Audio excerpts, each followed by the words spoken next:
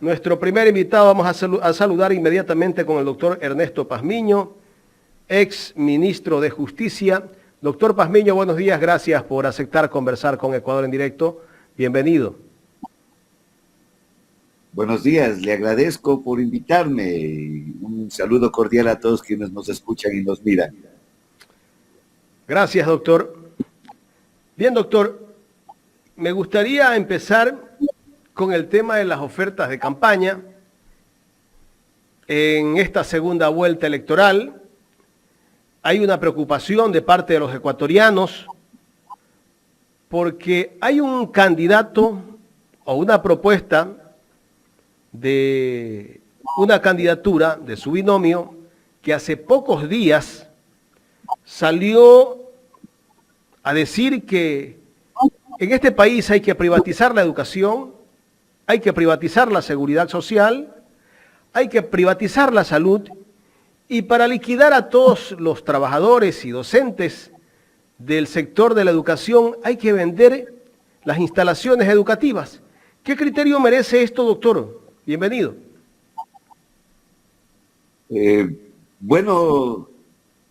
Lo que pasa es que el señor Noboa finalmente se sacó la máscara, ¿no? Es un hombre que no es democrático, es un hombre con perfiles bastante graves de autoritarismo y las propuestas que él hace evidencian su carácter principalmente neoliberal y de profundizar el actual sistema que estamos viviendo en el Ecuador.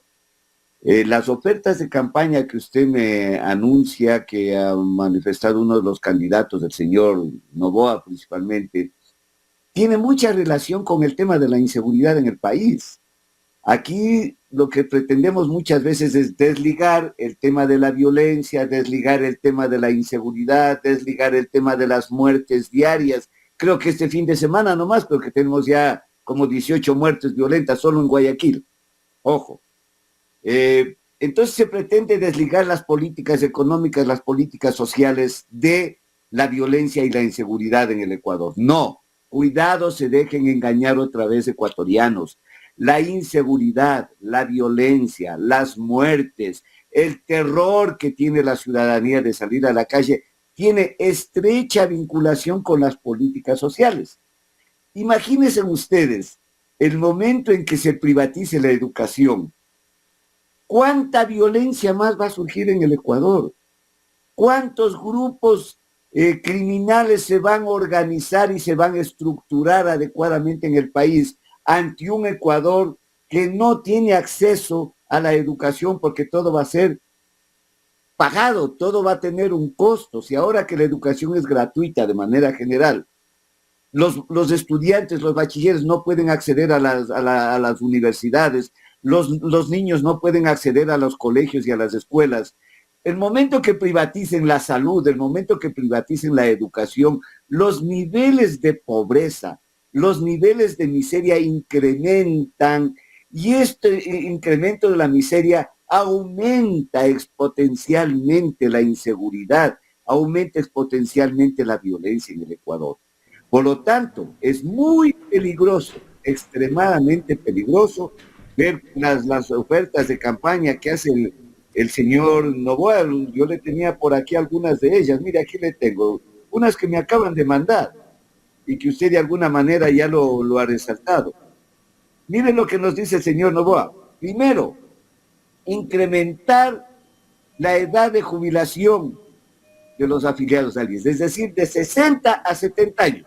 Usted a los 70 años se jubila ya enfermo, ya claro, totalmente sin capacidad. Va a disfrutar poco nada. Tiempo.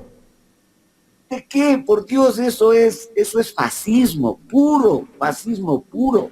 Decirle al ecuatoriano, para fortalecer el sistema de seguridad social, lo que voy a hacer es dos cosas. Uno, incrementar la edad de jubilación de 60 a 70 años. Dos, incrementar el aporte de los trabajadores, es decir, de sus miserables sueldos, les van a aumentar el aporte para la seguridad social. ¿Por qué no incrementan a los empresarios? A los empresarios no hay que toparles, no, pues del señor Lazo, los banqueros, las empresas de Alvarito, que ni afilian a sus empleados. Esta gente lo que quiere es destruir el IES para finalmente privatizarlo. Ya la candidata a la vicepresidenta del señor Noboa lo dijo claramente, hay que llegar a privatizar el IES. Por Dios, ¿en qué mente está eso? Y la gente ahí sí se cree, se convence de que como es la propuesta del niño rico, bien ha de estar. Pero si fuera una propuesta de la otra candidata, toda la prensa lo acabaría y lo distribuiría y lo destruiría. Miren qué más nos propone el señor. Reducir los salarios de los trabajadores para que las empresas tengan más ganancias. O sea, al miserable sueldo del trabajador le van a reducir. ¿Para qué? Para que las ganancias de la empresa sean superiores. Es decir, el neoliberalismo puro. No importa a qué costo tengan que enriquecerse los grandes grupos de poder, que no son en el Ecuador más de 20 familias. Más las empresas ganan más, los trabajadores hay que disminuirles el sueldo. ¿Qué dice el señor Noboa? Que el Ecuador es uno de los países que tiene los sueldos más elevados de América Latina.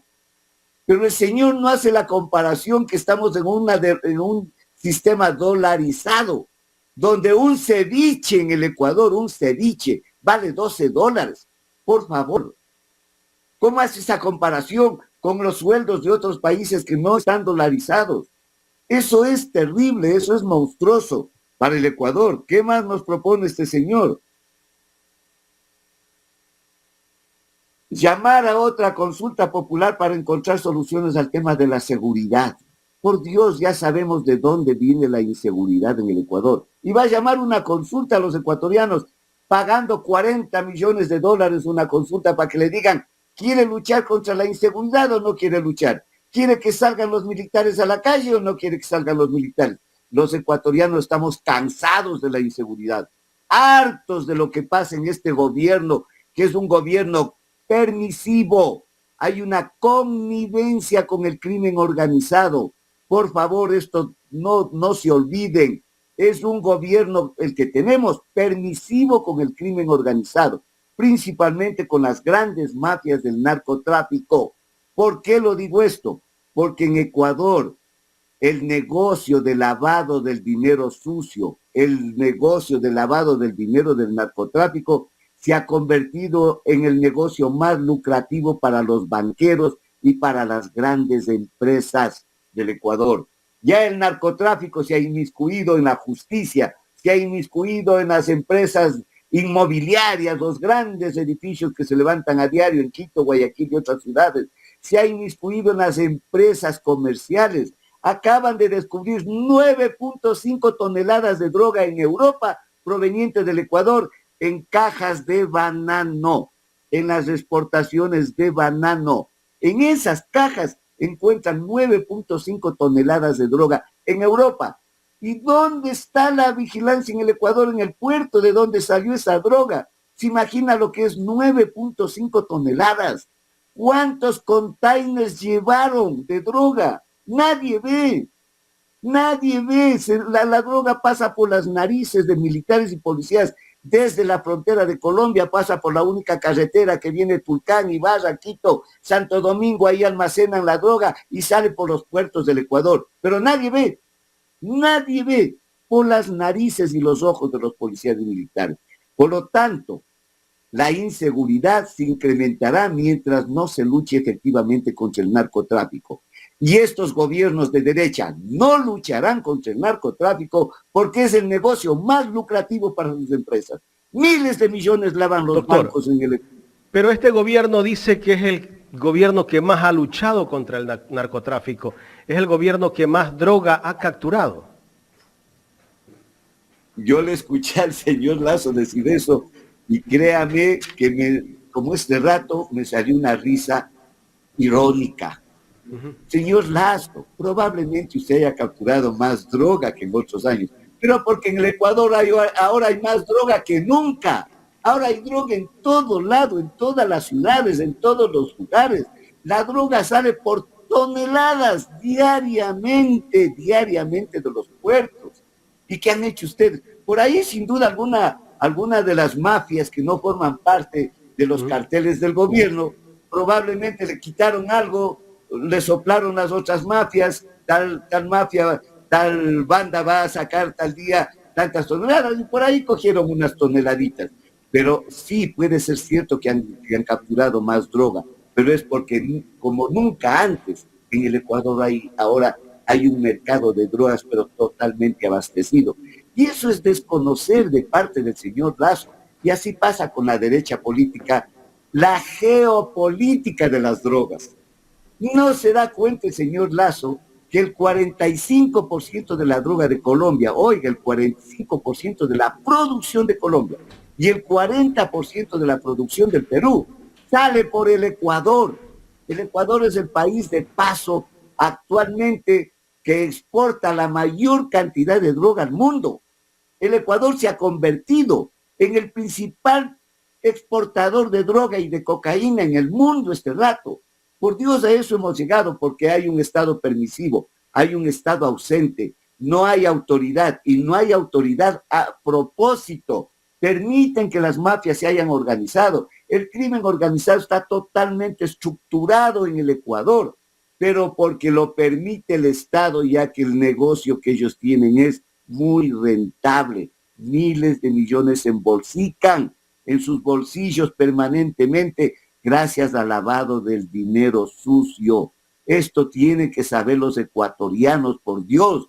Y si viene otro gobierno de derecha, no va a combatir el narcotráfico. Va a incrementarse la inseguridad, porque van a incrementar las ganancias para sus empresas que lavan el dinero sucio. Por lo tanto, ahí están las propuestas. Yo veo dos propuestas ahora en los dos candidatos finalistas. Por un lado, veo la propuesta de Luisa González, que es una propuesta que tiene sustento científico, porque ella dice, la mejor política contra la inseguridad, contra la violencia, es una política social adecuada. Es decir, reducir la pobreza, disminuir la pobreza, darle más salud a los ecuatorianos, más educación a los ecuatorianos y más empleo, y eso va a disminuir el delito. Mano dura contra los delincuentes, sí, lógico, pero apliquen lo que está en el COIP. Encuéntrenme ustedes un artículo del COIP que diga que se permite tener celulares a los presos en las cárceles. Pero todo preso tiene un celular. Los jefes de las bandas tienen 5, 10 celulares. ¿Dónde está eso en el COIP? Pero si la proveeduría de las armas, las drogas y todos los objetos prohibidos a los presos es el mismo SNAI, pues. Hace poco la policía no hizo un operativo y en las oficinas del SNAI encontraron todo un arsenal de armas. O sea, ¿qué quiere decir eso, doctor? Que el gobierno mismo permite todo esto. ¿Quién controla las cárceles ahora en los estados de excepción? La policía. ¿Cuál es, desde que inició Lazo, su gobierno, quiénes han sido los directores del SNAI, del sistema de rehabilitación de las cárceles? Ex policías. Solo policías, solo coroneles, solo generales. Por Dios, usted ha visto que hacen, cuando hay un muerto, 2 muertos en la penitenciaría, van y hacen la requisa y sacan arsenales de armas, fusiles, granadas. A la siguiente semana, otra vez el arsenal de armas ahí. Oiga, ingresar una pistola... ¿Podría haber una complicidad del propio Estado, doctor? Es una connivencia del Estado con las mafias evidente. Yo fui ministro de Justicia, dirigí las cárceles, conozco eso perfectamente. Y es muy difícil en una estructura policial totalmente contaminada con el narcotráfico, en una estructura policial totalmente contaminada con la corrupción. Es imposible que estas instituciones deslegitimadas, sin ninguna confianza, estén dirigiendo los sistemas de seguridad en el Ecuador. Lo urgente que deberían proponer los dos finalistas es la reestructuración completa de la policía y del ejército. Lo que yo vengo llamando, hay que descolonizar a la policía, hay que descolonizar al ejército, hacerle instituciones confiables, instituciones técnicas, no que estén llenas de narcogenerales, tanto en el ejército como en la policía. Narcogenerales que ahí siguen. Ya lo denunció el embajador de Estados Unidos.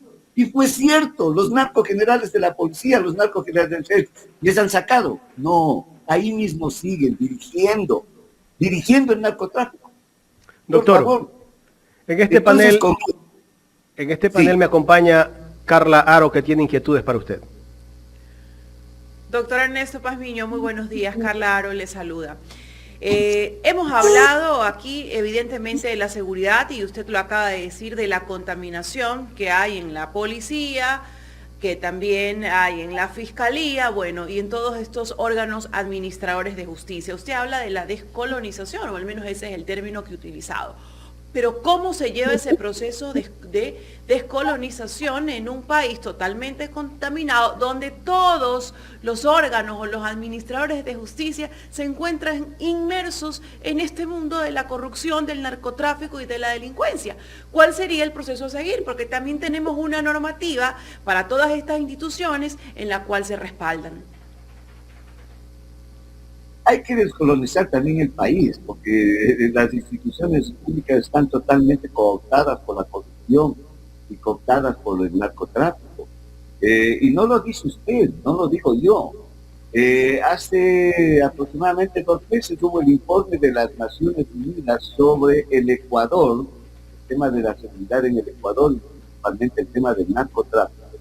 Y las Naciones Unidas, al igual que los Estados americanos, la OEA, llegan a una conclusión terrible, que dice que en el Ecuador el narcotráfico se ha inmiscuido en toda la institucionalidad, de manera especial en el Consejo de la Judicatura. Textualmente me acuerdo la cita, se ha inmiscuido en el Consejo de la Judicatura, es decir, en jueces, fiscales, notarios. Ahora las transferencias de propiedades se hacen con tanta facilidad. Pero sobre todo, dice el informe de las Naciones Unidas, se ha inmiscuido en las altas esferas de los organismos que tienen que dar seguridad pública a los ecuatorianos, es decir, en el ejército y en la policía. Esto obliga a una reestructuración completa del sistema. ¿Qué significa esto? Nuevos mecanismos de educación, nuevos mecanismos de preparación para las policías y el ejército. Mire, para ejercer cualquier profesión se necesita tener un título, pero para ejercer policía, para ser militar, no. Ok, doctor, usted nos habla de nuevos mecanismos, efectivamente, y debe de ser así, ¿no? Otro tipo de instrucción, pero ¿cómo hacemos con los elementos que ya tenemos? Que tampoco es que podemos decir mañana nos vamos a deshacernos de todos los elementos que tenemos, les vamos a decir muchas gracias y vengan nuevos, porque no es así. También tenemos elementos o gente honesta y responsable que tiene que haber dentro de las instituciones, por supuesto que sí. ¿Cómo hacemos esa división? Porque resulta que la ciudadanía no cree en absolutamente nadie, resulta que usted va por la calle en su vehículo y mañana lo para un policía para hacer una requisa, una revisión, y usted teme porque usted ni siquiera sabe si ellos son delincuentes, si lo van a asaltar o no. Entonces resulta que la ciudadanía ha perdido confianza. Y no solamente eso, doctor, hasta ciertos puntos se están normalizando actos y hechos de violencia. Sí, tiene usted toda la razón en el análisis para hacerse la pregunta. Yo lo que digo aquí es, hay que reconstruir la institucionalidad pública, volverla a formar, reconstruir, esa es la palabra. Y usted bien ha dicho, a ver, hay que reconstruir el sistema de justicia, hay que reconstruir la institucionalidad, hay que reconstruir los sistemas de los organismos que nos brindan seguridad. Usted bien ha dicho, a ver, tiene usted un problema de algún tema judicial, usted confía en un juez. Ahora, usted confía en un fiscal para irle a denunciar un acto delictivo del cual usted ha sido víctima. Usted confía en el policía de la esquina para que le brinde seguridad y le va y le cuente de que un ladrón entró a su casa y se lo va llevando el televisor. No, porque probablemente el policía que está ahí sea otro delincuente peor que el que acaba de fugarse. Entonces, este escenario de desconfianza, este escenario de miedo, de no saber qué hacer, fue preparado. Yo lo vengo diciendo desde hace 10 meses. Se está preparando desde la derecha, como ya lo hicieron en los países fascistas, el escenario del miedo, el escenario del terror, el escenario de la desconfianza, para luego pescar a río devuelto y los mismos causantes de este escenario de tragedia que vive el país aparezcan como los salvadores. Ahora ya le veo al señor Noboa diciendo, yo les voy a salvar a los ecuatorianos de esta tragedia que hay en las cárceles. Y la política de él, miren, y está en su plan de gobierno, y él lo ha dicho, y voy a construir cárceles flotantes, voy a construir las barcazas que les voy a poner a 80 millas de la playa, a 80 millas adentro del mar territorial, y esas barcazas van a contener a los más peligrosos, van a contener a los presos que están haciendo actualmente las masacres, la violencia en las cárceles. ¿Se pueden imaginar esa posición medieval? Porque estas tales barcazas que tenían a los presos más complicados ya existían en la época romana, hace cientos de años. Esa es la política pública que nos ofrece el señor Noboa contra la inseguridad, contra la destrucción del sistema penitenciario, que lo destruyeron a propósito. Eso es un negocio, eso quieren hacerle mercancía. A ver, ¿cuántas barcazas va a construir?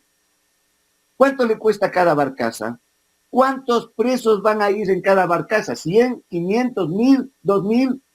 ¿Cuáles van a ser los custodios y el costo logístico también que tiene que tener esto, ¿no? De alimentación, de víveres, de limpieza de la gente que está ahí. O sea, no es solamente decir, voy a traer barcazas, las voy a poner y los voy a dejar ahí, sino que también tienen derechos, y esos derechos, aunque no nos agrade a muchos, tengo que decirlo así, desde mi perspectiva, y la ciudadanía también lo dice, ¿no? Cuando hablamos de los derechos que tienen ellos y los que tiene la ciudadanía. Pero aquí hay algo muy importante, más allá de la barcaza o no la barcaza donde los tengan, que es algo con lo que sufren la ciudadanía, con lo que sufren también los familiares de los presos, y usted como experto, doctor, debe de saberlo, es qué pasa con los guías penitenciarios. Porque resulta que existe pues estos administradores dentro de las penitenciarías, personal que debe estar capacitado para aquello, pero que no puede. Hemos escuchado incluso denuncias, reportajes de que ellos mismos dicen, nosotros no podemos, los guías no pueden con aquello. Entonces, ¿a quién le dejo justamente esta tarea? ¿O a quién pongo en esa tarea? Si van a construir las barcazas, entiendo que quieren poner como custodios a la Marina Mercante del Ecuador, a otra institución militar para que les cuiden en alta mar. Ahí se organizan a los presos y los botan al mar, sencillamente a sus custodios. Los guías penitenciarios, vean, lo que pasa en el Ecuador es que no existe una política pública, una política criminal de Estado. No existe.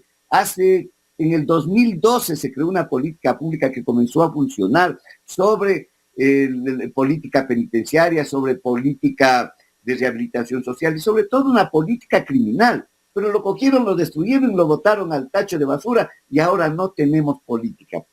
No tenemos política criminal. Desde hace 4 años acá no hay. ¿Sabe usted cuál es la política criminal del señor Lazo? ¿Sabe usted, conoce el documento donde se estructuran las líneas gruesas de la política de rehabilitación social, de la política en las cárceles, pero sobre todo de la política criminal? Es decir, ¿qué delitos perseguir? ¿Cuándo incrementar las penas? ¿Incorporamos la justicia restaurativa o no? ¿Establecemos salidas alternativas en el sistema procesal ordinario? No hay política pública en el Ecuador. Por Dios, si no hay política pública, ¿cómo dirigen y ahí, doctor, y ahí tenemos una contradicción, porque la política criminal es hacer política en el ámbito de la ciencia del derecho penal, pero como tenemos deficiencias en ese ámbito no del derecho como tal, de la normativa, porque tenemos el COIP y tenemos un sinnúmero de instrumentos legales, pero sí de la aplicación. Entonces, yo creo que necesitamos una transformación, pero ¿cómo llegamos a ese punto, a esa transformación? Que no se va a poder hacer en un año 6 meses, ni en un año 8 meses. Pero, ¿cuál es el mecanismo? ¿Sentar las bases en qué? ¿En recuperar qué? Mire, solucionar este problema no es el tema de un año y medio que le quedará al gobierno que gane las próximas elecciones. Este es un tema y una propuesta a largo plazo. Y este es un tema no de política gubernamental. Por Dios, hay que entender eso. Cada gobierno que viene quiere inventar una nueva política. Esto es una política de Estado, sea cual sea el gobierno que esté dirigiendo al Ecuador. Por lo tanto, hay que convocar a todas las fuerzas vivas, a la academia, a los organismos de derechos humanos, a las estructuras internacionales que tienen buenas experiencias sobre estos temas, a que nos ayuden a trabajar en una política de Estado, una política criminal, una política de rehabilitación social para largo aliento, para largo plazo, que tengamos las líneas claras, así sea un gobierno de derecha, un gobierno progresista el que venga. Eso es lo que nos falta, sentarnos a hablar un proyecto país. Hagamos como hicieron en Chile para salir de la dictadura de Pinochet. Hagamos lo que se hizo en España, hagamos lo que se ha hecho en otros países europeos. Se sientan todas las fuerzas políticas, las universidades, la academia, las fuerzas vivas, las fuerzas sociales, y arman un proyecto de país. Arman ese proyecto de país. Vendrá el gobierno de derecha, algo novedoso hará de acuerdo a su ideología. Vendrá un gobierno de izquierda o progresista, algo hará, pero las bases centrales de un Estado democrático ya están sentadas y no se pueden apartar de aquello. Nos falta voluntad política para aquello, pero acá no puede haber voluntad política porque lo primero que se piensa es en el negocio. ¿Cuánto me queda a mí de ganancia para hacer tal o cual política pública? Por leyes, por Dios, el Ecuador creo que es el país que más leyes tiene en el mundo. Creo que hay más de 30,000 códigos por ahí. Ni los abogados, yo que he sido ministro de Justicia, conozco cuántas leyes hay en el Ecuador. Hay demasiado. Por leyes no falta. Lo que falta es por voluntad política y sobre todo establecer políticas públicas de Estado para sacar al Ecuador de este marasmo y de este atraso en el que estamos viviendo.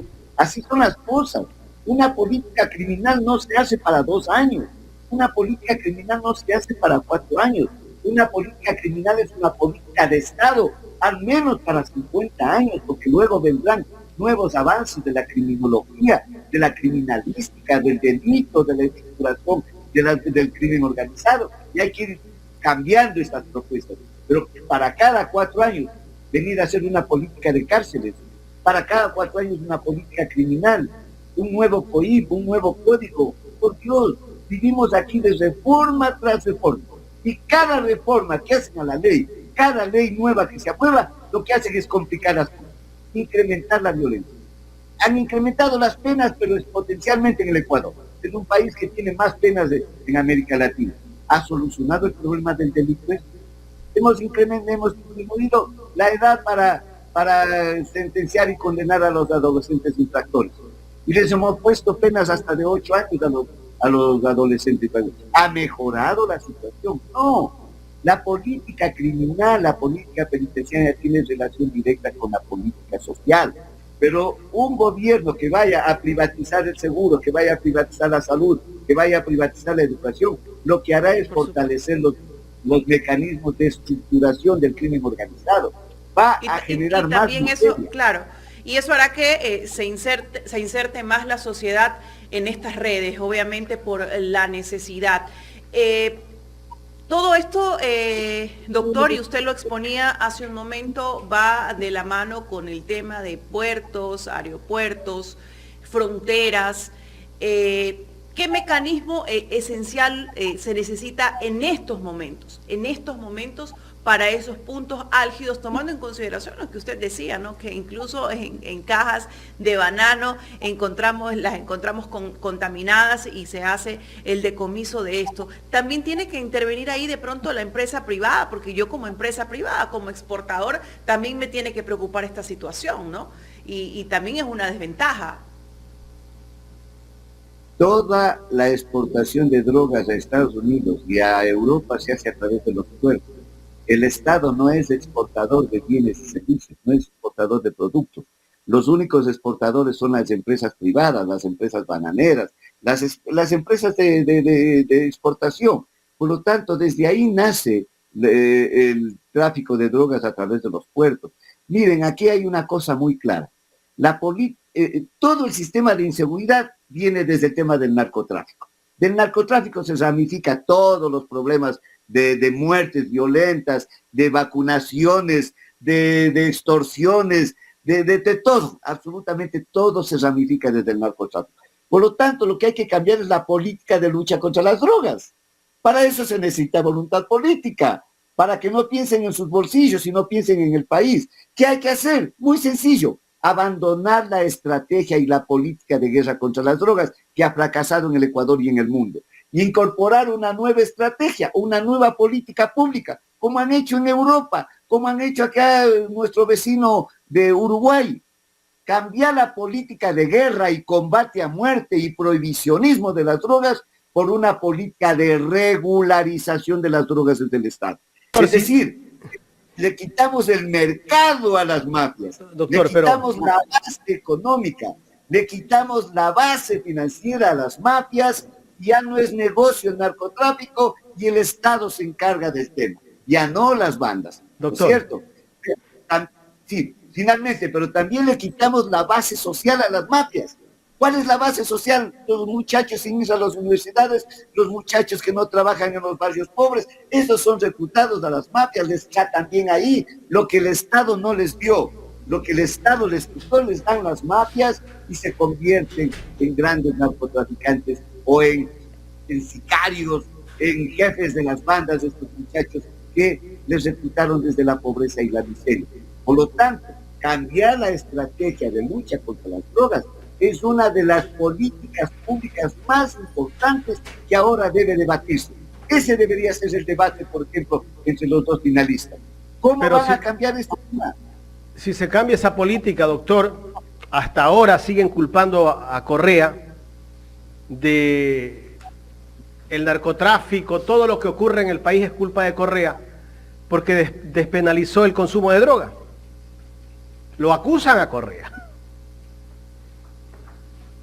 A ver, se despenalizó las drogas en Estados Unidos. Sí. Ahí se despenalizó. Sí, pero aquí todo lo que pasa es culpa de Correa. Ah, no, todo lo que pasa es culpa de Correa, eso sí. Pues aquí dicen que ahora las bandas de narcotráfico... El problema de las cárceles es culpa de Correa. Sin embargo, el SNAI es el proveedor de droga y de armas en las cárceles. Sí, todo es culpa de Correa, pero esa es la política del odio que crearon, pues. Todo hay que culparle a Correa, eso está en la propuesta de la señora Paula Romo. Todo hay que culparle a Correa. Hay que decirle corrupto, hay que decirle prófugo, hay que decirle que ha vivido en connivencia con las bandas de narcotráfico, hay que decirle que es el autor de la tabla de drogas. Por Dios, antes es algo terrible que yo lo he aclarado. Yo puse en el COI el tema de las tablas de los umbrales para diferenciar un microtraficante de un consumidor, que tiene todos los países del mundo democráticos, es la parte más humana del COI, pero todo es culpa de Correa. Aquí la culpa es de quienes no controlan las fronteras, de quienes sacaron el radar de la frontera con Colombia, lo llevaron a Manabí y lo destruyeron. Esos que no controlan las miles de toneladas que pasan por las carreteras diariamente, por las narices de policías y militares, esos son los responsables de la violencia actualmente. ¿Por qué vinieron a instalarse acá las mafias? Porque el Ecuador se convirtió en un paraíso para el lavado de activos. Se incrementó las transferencias monetarias desde los bancos ecuatorianos al extranjero. En los montos, antes era 1 millón, 2 millones que podían transferir, ahora lo hacen ilimitadamente y sin control. ¿Sabe usted si está trabajando la UAPE?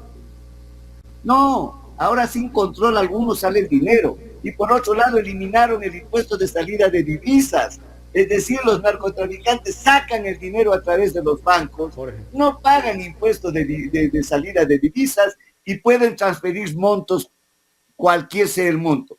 Eso convirtió al Ecuador en un paraíso para las mafias, en un paraíso, y se han instalado acá la mafia albanesa, que no solo está instalada en el territorio, sino en los altos grupos de poder del Estado. Ahí arriba está. ¿Se ha hecho algo por descubrir la muerte del señor Chérez? No, no les conviene, pues, porque ahí están ellos metidos. Tampoco se aclarará la muerte del señor Villavicencio, que también lo culparon a Correa, ¿no? Vean la estupidez hasta dónde llega. Y está clarito quiénes se beneficiaron de la muerte del señor Villavicencio. Esta gente, por impedir que los correístas lleguen al poder, esta gente, esta derecha, por impedir o por mantener sus privilegios de estar en el poder para sus trincas, son capaces de matar hasta un amigo de ellos con tal de impedir que el progresismo llegue al poder nuevamente para recuperar la patria. De eso son capaces. ¿No? De lo demás, de culpar a Correa, de meter la droga en el Ecuador, de hacer lo que les dé la gana, eso no se admire. Y son capaces de matar a uno de sus miembros. Doctor, queremos agradecerle por haber aceptado conversar con nosotros aquí en Ecuador en directo. Entiendo que tiene otros compromisos de entrevistas. Muchas gracias a ustedes y dispuesto siempre. Gracias. El doctor Ernesto Pazmiño, ex ministro de Justicia, aquí en el programa Los Especialistas.